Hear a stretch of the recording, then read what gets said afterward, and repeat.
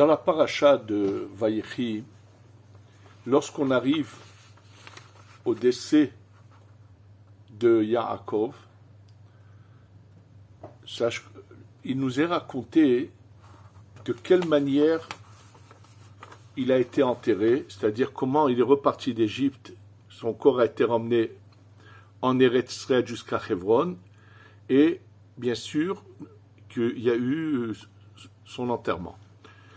Ce qu'il faut essayer de comprendre, c'est tous ces détails qui ont l'air sans aucune importance pour nous, qui sont mentionnés, d'abord dans le texte même de la Torah, et ensuite on va voir tout ce que la Gemara dit sur ce qui est marqué justement dans la Torah.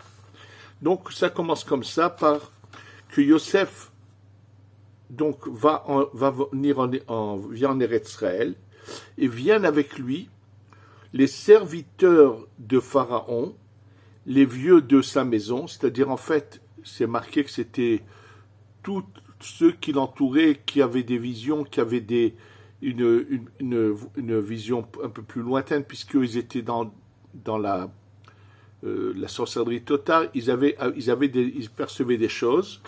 Donc on nous explique qu'ils sont tous venus et que tous les sages d'Égypte sont venus. Alors, c'est vrai, c'est un honneur apparemment pour Yaakov, mais il faut quand même comprendre qu'est-ce qui se passe. Ensuite, on nous parle que, bien sûr, que Yosef vient avec ses frères, mais pas seulement, même ses descendants, et ils sont tous, donc ils quittent tous l'Égypte et arrivent en Eretz Israël pour enterrer Yaakov. Et là même l'armée égyptienne les accompagne. C'est marqué Vaya'al imo gam rechev rav perashim, une bonne partie de l'armée égyptienne va avec eux. Et il est raconté qu'ils arrivent à un endroit qui se trouve de l'autre côté du Jourdain, et il se passe qu'on lui fait de grands éloges funèbres, et ils l'ont fait 7 jours de deuil. Et lorsque les habitants de la terre d'Israël, à ce moment-là, qu'on appelle les Cananéens, voyaient tout cela, ils disent, mais c'est un grand deuil pour l'Égypte. Ils ne disent pas c'est un grand deuil pour ses descendants, mais ils disent que c'est un grand deuil pour l'Égypte. Et bien sûr, une fois qu'ils l'ont enterré, dans le à Me'arat HaMachpelah, l'endroit où se sont enterrés déjà Adam et Chava, Avraham et Sarah, Yitzhak et Rivka, où a été enterré Léa. Donc, dans le caveau des patriarches, Yaakov également est enterré. Donc ici, il y a plusieurs choses à comprendre. C'est d'abord pourquoi nous raconter tant de détails sur la manière dont Yaakov a été enterré. Je vous dis tout de suite que ce qu'on va voir plus tard dans d'autres textes, que pourquoi c'est un grand deuil pour l'Égypte. Alors d'un côté, dans le pshat, dans la manière d'approche du texte, étant donné que lorsque Yaakov est venu, la famine s'est arrêtée, le Nil montait et irriguait leur terre, c'est-à-dire qu'il se passait des choses miraculeuses. Donc ça c'est l'apparence des choses. Mais ce qu'on va, je vous dis après, vous citer tout de suite au nom de Rabbi Chaim Vital, c'est qu'en réalité, l'Égypte était la puissance la plus grande au monde dans cette force de sorcellerie. Ils avaient réussi à faire quelque chose que, quand quelqu'un rentrait chez eux, personne ne pouvait quitter leur territoire. C'était impossible. Il y avait comme des animaux sauvages qui aboyaient. Ils avaient fait des choses avec la force de la sorcellerie qui faisaient que personne n'aurait pu s'échapper de l'Égypte. L'Égypte en entière était entièrement entourée de cette force négative qui prévenait les Égyptiens et qui empêchait quiconque de quitter l'Égypte.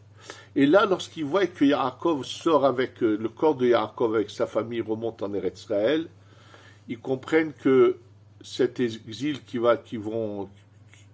ils savent qu'il y a un exil qui a été décrété sur le peuple d'Israël en Égypte, mais ils comprennent qu'un jour, le peuple d'Israël va sortir, et pas seulement sortir, ils vont recevoir des coups terribles, finalement les 10 plaies, et il en est de même pour qu'ils comprennent, ils voient un peu presque tout l'avenir se réaliser.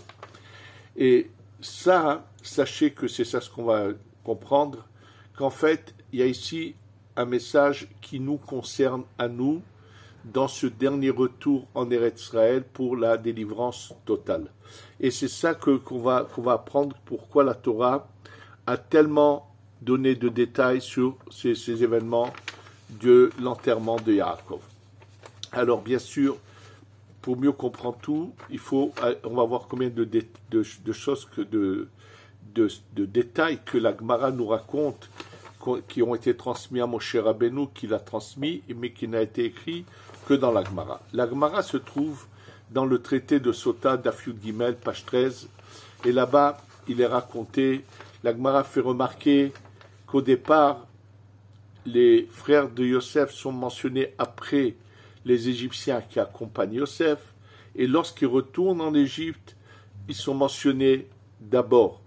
Et la Gemara explique que tout d'un coup, les Égyptiens prennent conscience de la grandeur des enfants de Yaakov, des descendants de Yaakov. Et là, il est raconté qu'également que les peuplades aussi bien des descendants de Ishmaël que ceux de Esav vont tous venir et vont déposer leur couronne sur le linceul sur la tombe de celui qu'on va enterrer de Yaakov. Et il est marqué que 36 couronnes sont déposées. On nous raconte des faits dans la Gemara qui paraissent. Quel est le message? Qu'est-ce qui se passe ici? Sachez qu'à travers tout cela, on va comprendre ce qu'on est en train de vivre et ce qu'on va vivre très vite bientôt. Le plus intéressant dans la Gemara, c'est la suite. C'est qu'une fois qu'ils arrivent et une fois que tous ces événements se passent, comme je vous l'ai dit, et qu'ils veulent enterrer Yaakov, qui c'est qui arrive? Esav en personne. Il était à Seir, il a entendu qu'on venait enterrer Yaakov, il vient de loin, puisque sa descendance est déjà venue, ils ont même tous ses descendants qui sont des rois ont mis leur couronne, mais lui, tout d'un coup, vient réclamer quelque chose, et que ça paraît aussi quelque chose d'invraisemblable, de incompréhensible. De quoi s'agit-il? En fait, lorsque du vivant de Yaakov, il a racheté le droit d'aînesse à Esav, il lui a également dit, écoute bien, qu'est-ce que tu préfères? Il savait que Esav risquait de réclamer une part dans le caveau des patriarches, or il n'y avait là-bas que 8 places. 2 se sont occupées par Adam et Chava, 2 par Avraham et Sarah, 2 par Yaakov, Yitzhak et Rivka.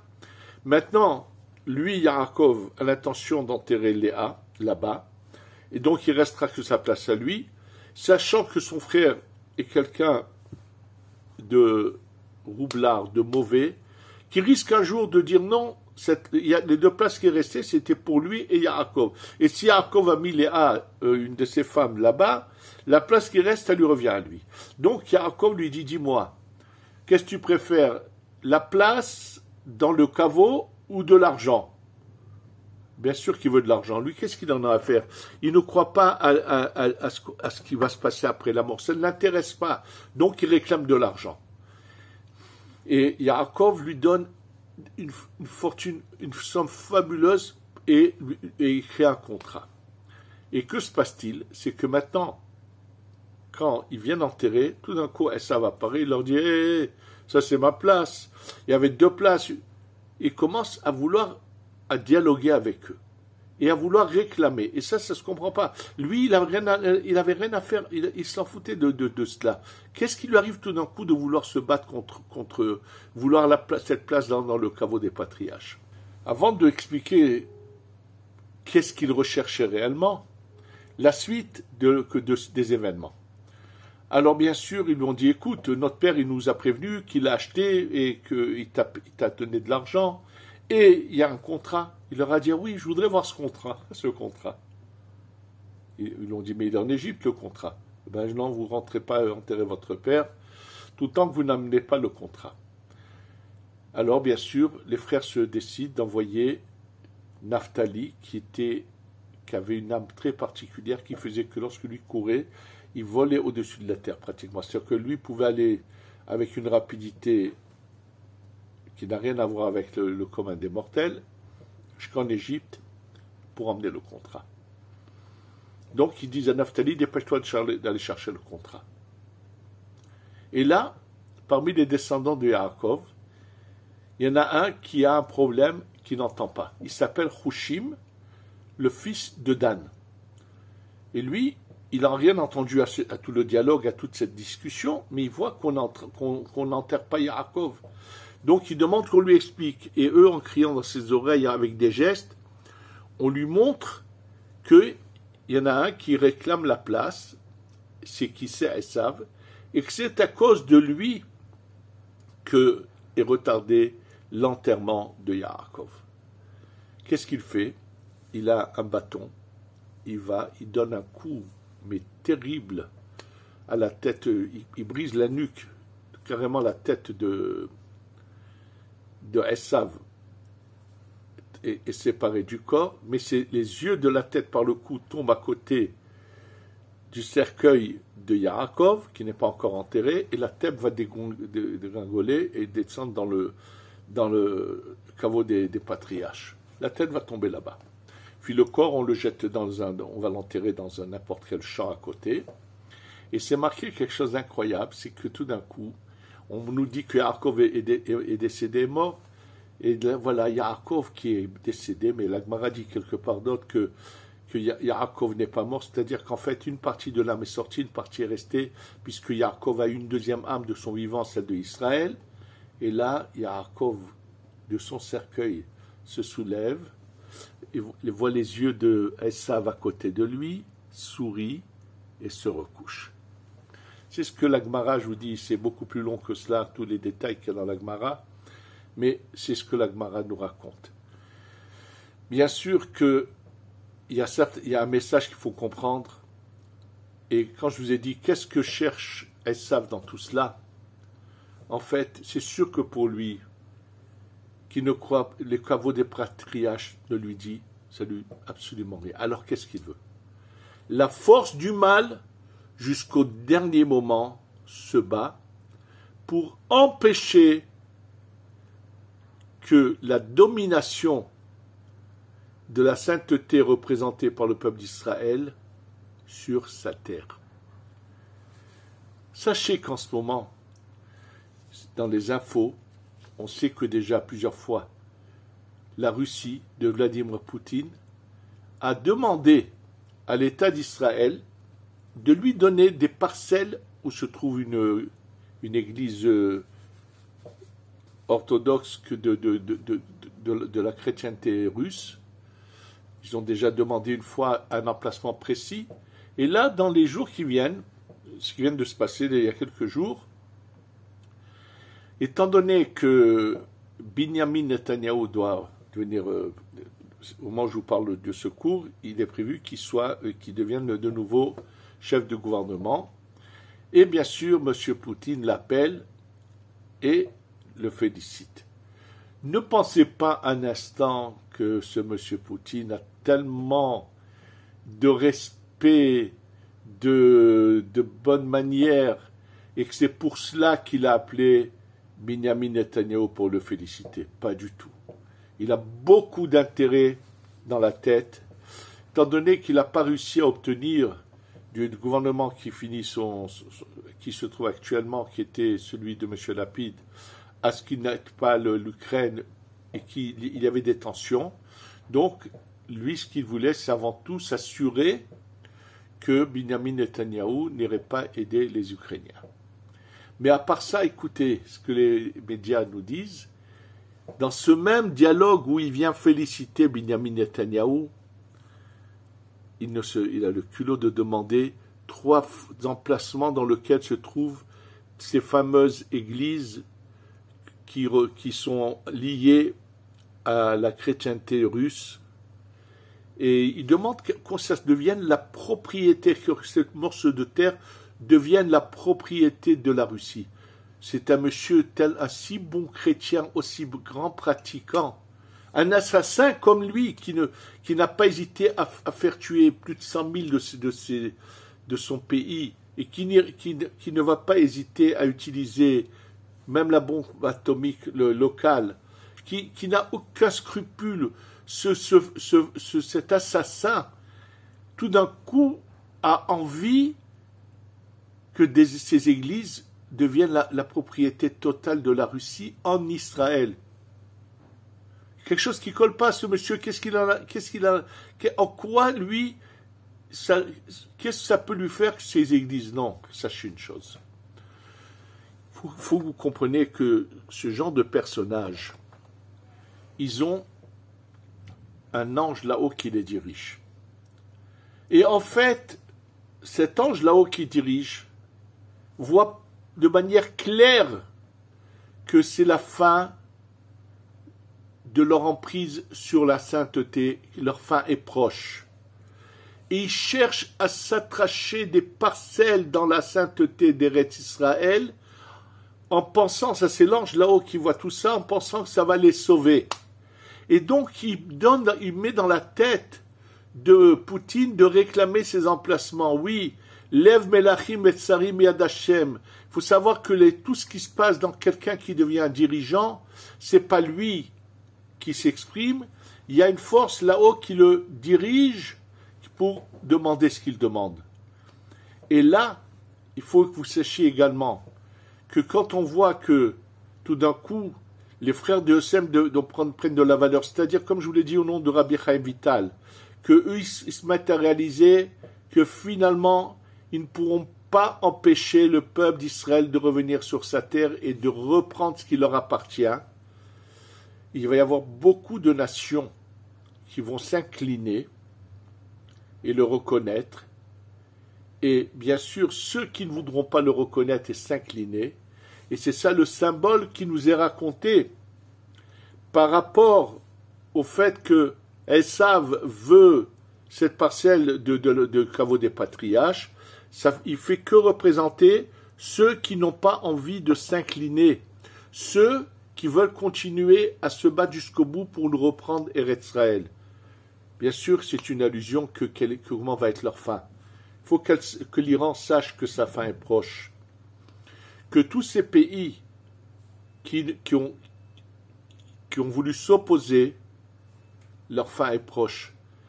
C'est pas par hasard qu'on voit que petit à petit, les pays arabes qui étaient les plus farouchement opposés à l'État d'Israël, qui tout petit à petit sont en train de reprendre des relations et d'essayer d'être en bonne relation. Oui, parce que chacun de ces pays, son dirigeant a un ange là-haut. Et cet ange là-haut voit ce troisième temple qui est en train de descendre et de se rapprocher de son emplacement. Ils sont tous conscients, les anges qui représentent toutes ces nations, que la domination du peuple d'Israël sur sa terre est la domination totale où ils ne seront plus assujettis à qui que ce soit, que la lumière éclatante va se révéler. Ils sont tous conscients que c'est en train de se réaliser. Et c'est pour ça que eux qui pensaient combattre aussi farouchement qu'ont combattu le retour du peuple d'Israël sur sa terre sont en train de changer d'approche. Et je vous dis, cet exemple de Poutine n'est pas du tout une surprise. Sachez que dans ce qui nous est raconté là, on n'est pas en train de nous raconter les détails de l'enterrement de Yaakov. On est en train de nous raconter, si on arrivait à en lire entre les lignes, comment c'est les événements que nous vivons et comment ils vont aller en s'amplifiant, comment finalement on va prendre l'entière domination sur toute la terre d'Eretz Israël.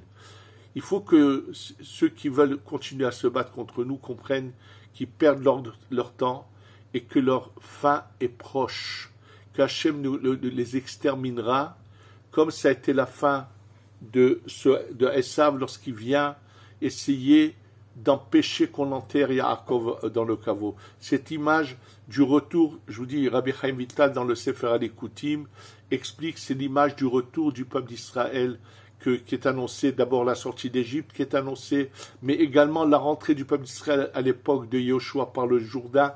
Et en fait, c'est toute notre histoire qui l'a marquée. Et que si on la comprend, alors on doit comprendre que c'est pas sans raison que cette paracha commence par les mots Vayechi Yaakov. Yaakov a vécu, il se met à revivre. C'est le retour de tout Eretz Israël grâce à Yaakov, à nos avot, qui prient pour nous là-haut, que finalement, on est là bientôt tous avec le troisième temple qui descend. Et sachez que on nous dit que le corona s'est reparti en force en Chine. Tous les événements qui se passent, malheureusement, on ne connaît pas les pires des événements, c'est comment va se continuer cette guerre entre la Russie et l'Ukraine, jusqu'où ça va aller. Personne ne peut savoir la gravité des événements, jusqu'où ils vont aller. Mais une chose est sûre, c'est qu'on est en train de vivre que tous nos opposants seront, par celui qui n'aura pas voulu entendre, comme celui qui n'entendait pas, qui a coupé la nuque et tranché la tête de Esav. C'est ce qui arrivera à tous ceux qui s'opposeront à notre tour, et qu'on est proche de cette période messianique où on va passer à l'étape suivante, et qu'Hachem nous fasse l'avoir bientôt dans la joie. Amen ve Amen.